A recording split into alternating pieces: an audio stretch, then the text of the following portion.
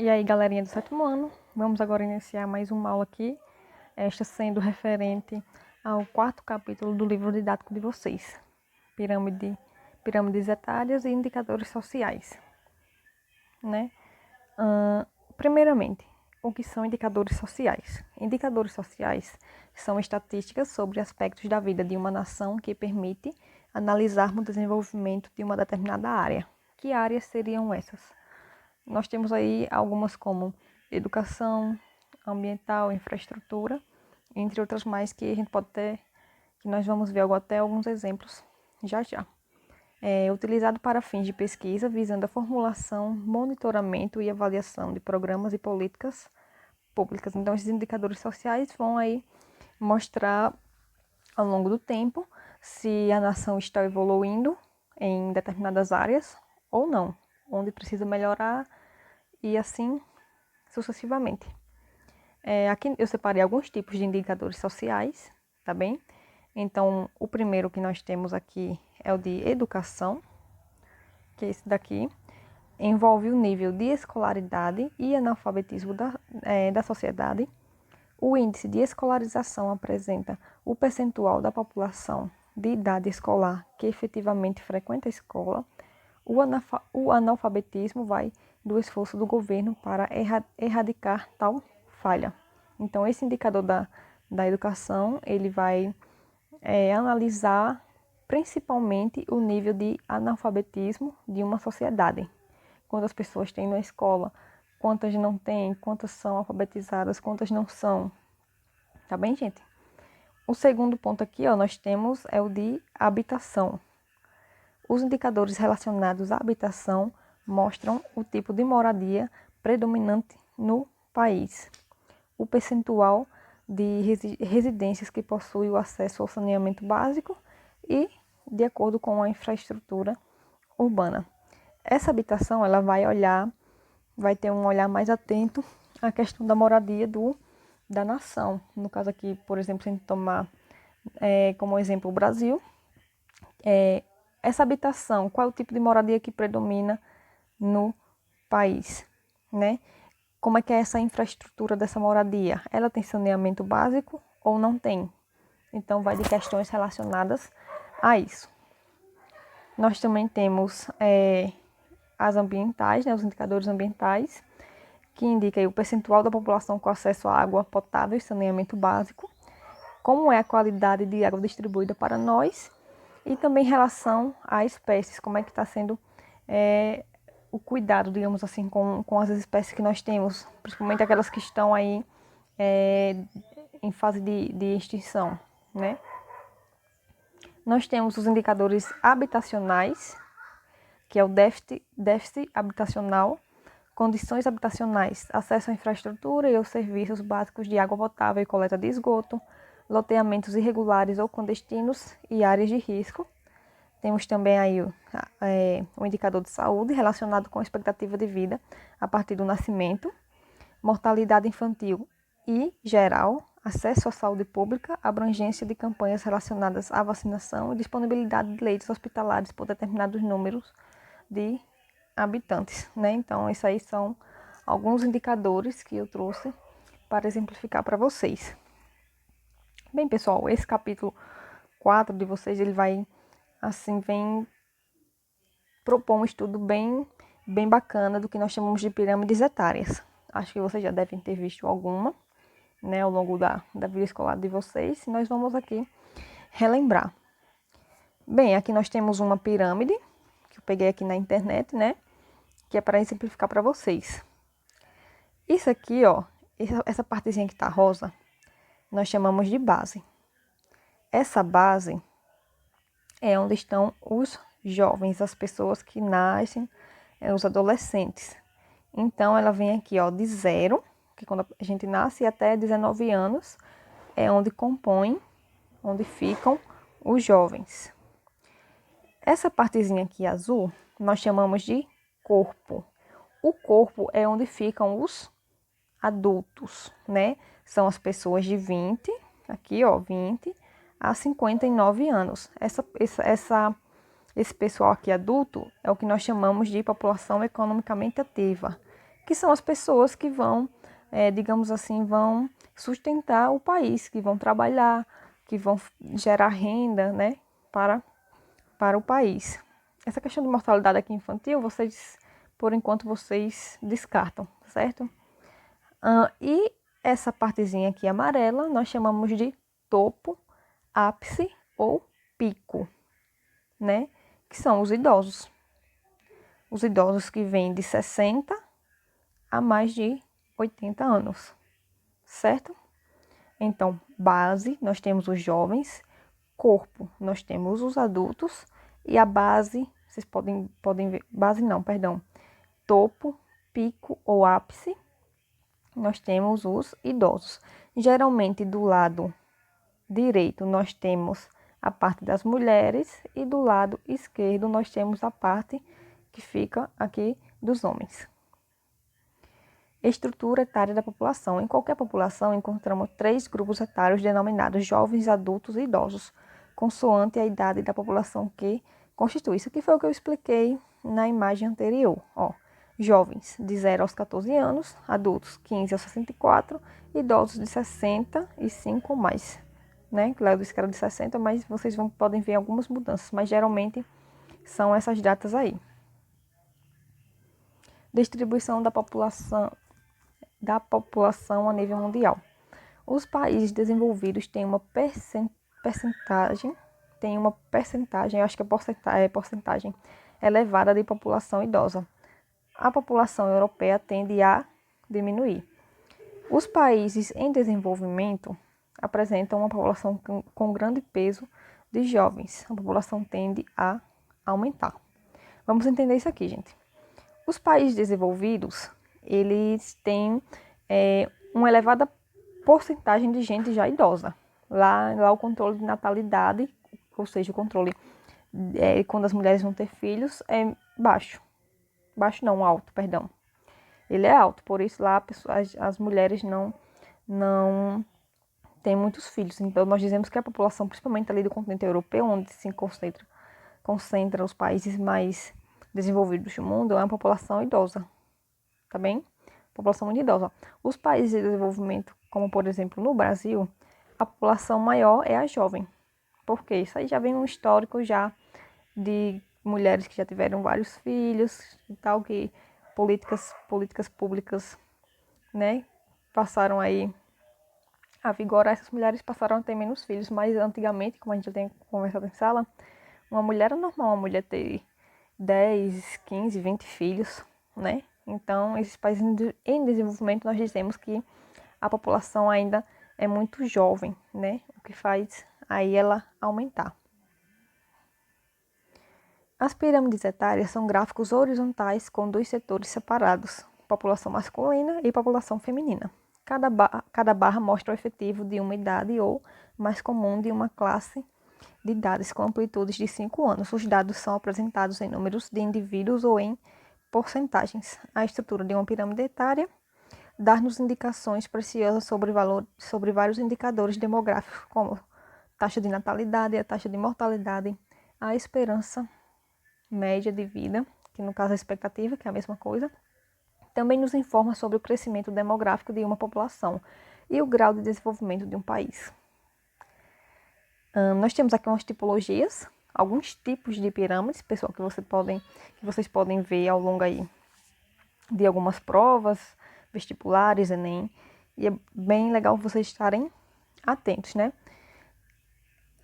Quando vocês observarem uma pirâmide com esse tipo aqui, ó, nós dizemos que ela tem a base longa. A base é onde ficam os jovens. O corpo dela já vai afunilando aqui, ó, já vai diminuindo, até chegar ao topo, que diminui ainda mais. Então, a principal característica de uma população jovem, de uma pirâmide, como vocês pegarem desse tipo, é que tem uma população jovem, ou seja, ela tem uma elevada taxa de natalidade, que é a base larga, uma taxa de mortalidade elevada, o topo é estreito, uma esperança média de vida baixa, estreitamento para o topo, uma população jovem, típica em países em desenvolvimento. No caso, se a gente pegasse aí uma pirâmide do Brasil, provavelmente ela estaria parecida ou igual a essa daí. Quando vocês pegarem uma pirâmide com esse tipo aqui, ó, ela tá meio que, digamos assim, meio que quebrada em três, tanto de um lado como em outro, nós dizemos que é uma população envelhecida. Quais características fazem ela ser envelhecida? Uma diminuição na taxa de natalidade, a base sofre uma diminuição. Ó, se vocês compararem a base dessa pirâmide aqui com essa, vocês vão ver uma diferença enorme. A de cima tem a base muito larga, ou seja, tem muitos jovens, muitos adolescentes. Já essa de baixo, não. Então, uma diminuição da taxa de mortalidade, o topo sofre um ligeiro aumento. Também, se vocês observarem o topo aqui, ó, bem estreito, aí aqui já aumenta. Então, a expectativa de vida aqui já dá uma aumentada, né? Fraco crescimento natural, acidentes demográficos, um aumento da esperança média de vida, no caso de expectativa de vida, que o topo, no caso, alargou um pouco, e uma população envelhecida. Essa pirâmide, geralmente, vocês vão ver em países já desenvolvidos. População ativa. Quem é a população ativa? É uma classificação etária que compreende o conjunto de todas as pessoas teoricamente aptas a exercer uma atividade econômica. É o que eu falei, né? No corpo onde estão os adultos, eles vão ser considerados aí essas populações ativas, economicamente ativas. Aqui nós temos um exemplo de outra pirâmide, ó. Como é que vocês definiriam aqui, ó? A base tá razoavelmente larga e o corpo muito largo, ó. Em comparação à base, o corpo está muito largo. Então, todo esse corpo aqui vai ser a nossa população ativa, vai ser onde estão os nossos adultos aptos a trabalharem, a desenvolver uma atividade econômica, gerando lucro ao país dele. Tá bem? Países desenvolvidos. Nós temos uma pirâmide decrescente, envelhecida. Foi como eu falei anteriormente, ó. A base estreita, corpo já está mais um pouco longo, e aqui o topo razoavelmente largo também. Então, nós temos uma população adulta predominante, né? A expectativa de vida bacana aqui, com vários idosos. Se vocês puderem olhar daqui, no caso, as mulheres ainda vivem mais que os homens, por X motivos. E a taxa de natalidade aqui já não é tão alta. Países em desenvolvimento. Lembrem, países em desenvolvimento geralmente vão ter mais jovens. Então, se tem mais jovens, tem uma base mais larga do que as outras. Lembram da tipologia que a gente viu anteriormente. Então, ela é crescente, ó, ela vai crescendo. Perdão, ela vai crescendo assim, de cima para baixo. Que é os jovens, eles vão ter mais jovens. Nós temos a nossa população economicamente ativa aqui, que já não é tanta, e a nossa expectativa de vida, que geralmente é baixa. Essa aqui é um exemplo que eu peguei na internet da população portuguesa. Uma pirâmide de 1960, de 1981, de 2005 e de 2025. Isso aqui é uma projeção para 2025. Observem aí, pessoal. Ela vem passando por modificações, não é? Se vocês observarem a de 1960, vocês vão ver aí uma base e um corpo mais largo do que o topo, tá bem? Então, ó, de 60 para 81, 21 anos depois, vocês ainda vê já que a população, que o corpo aí deu uma diminuída, né? Afunilou um pouquinho aqui, ó. Preste atenção nessa parte e preste atenção nessa aqui, ó. Tem uma diminuída, mas não muita coisa. A população aqui do topo deu uma aumentada também. De 81 para 2005, vejam que mudou também, ó. A nossa base, onde ficam os jovens, diminuiu. O corpo e o topo cresceram no caso, né? E para a projeção de 2025, Portugal é um país já bem desenvolvido. Nós vamos ter aí a base estreita, poucos jovens, o corpo e o topo bem largos.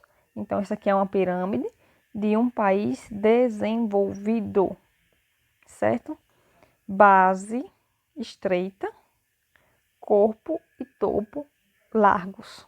Ou seja, tem mais adultos e idosos nesta população aqui. Países de população jovem são normalmente os países em desenvolvimento, pois apresentam uma taxa de natalidade elevada e apresentam um elevado crescimento natural. Taxa de natalidade elevada é quando nascem muitas crianças, gente. Aí nós temos aqui até uma chargezinha só para descontrair aqui um jovem, né? Meu iPhone está tocando. Meu iPhone está tocando, né? Porque geralmente a divisão de riquezas de um país em desenvolvimento aí ainda, infelizmente, é desigual para todas as pessoas. Por isso, esse trocadilho de iPhone com iPhone, tá bem? O elevado crescimento populacional destes países tem diversas consequências para a população. Falta de habitações de qualidade, carências alimentares, dificuldade na prestação de cuidados de saúde, mortalidade elevada, em particular nas crianças, desemprego e emprego precário com trabalho infantil. Então, esses aqui são alguns dos pontos negativos por uma população mais jovem, né, digamos assim, desse país em desenvolvimento. Países de população envelhecida, no caso, os países aí de população desenvolvida. São normalmente países desenvolvidos, pois apresentam uma taxa de natalidade reduzida e apresentam um crescimento natural reduzido. O processo de envelhecimento da população deve-se principalmente a dois fatores: a redução drástica da fecundidade, com reflexos negativos na taxa de natalidade, a diminuição da mortalidade, aumentando a esperança média de vida. E aqui já tinha acabado e eu nem me atentei, não. Então, pessoal, o principal objetivo desse capítulo aqui é que vocês saibam, né, diferenciar aí os tipos de pirâmides etárias que nós temos de cada país. Vocês vão se deparar com muitos ao longo da vida estudantil de vocês. Então, nós debatemos aqui um pouco sobre pirâmides, sobre o que são indicadores sociais, que é o principal objetivo deste capítulo. Leia o capítulo por inteiro, né, o capítulo 4 do livro de vocês, porque ele vai ter mais coisas do que apresentei aqui nesse slide. Esse slide aqui foi mesmo para falar dessas ideias do livro, mas ele não foi feito a partir do livro, eu peguei ele da internet. Então vão ter algumas diferenças do livro para ele, mas ele tem o mesmo objetivo.